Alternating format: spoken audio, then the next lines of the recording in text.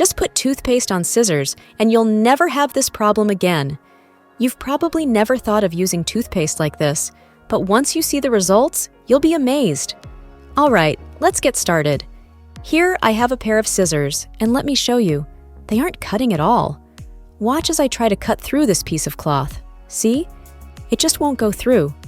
Now, to fix this, I'm going to apply some toothpaste on both blades of the scissors. You don't need a lot, just enough to coat the surface evenly.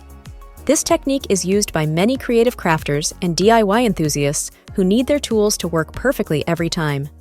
Stick with me, and you'll see how easy it is to make those scissors like new. Take a moment to let me know where you're watching from. I might just give your city a shout-out in my next video. Today's shout-out goes to Vernicia from North Carolina. Once the toothpaste is applied, use the scissors to cut the air a few times. This action helps the toothpaste spread evenly and allows the abrasive elements to work their magic on the blades. After that, take some napkins and gently wipe off the toothpaste.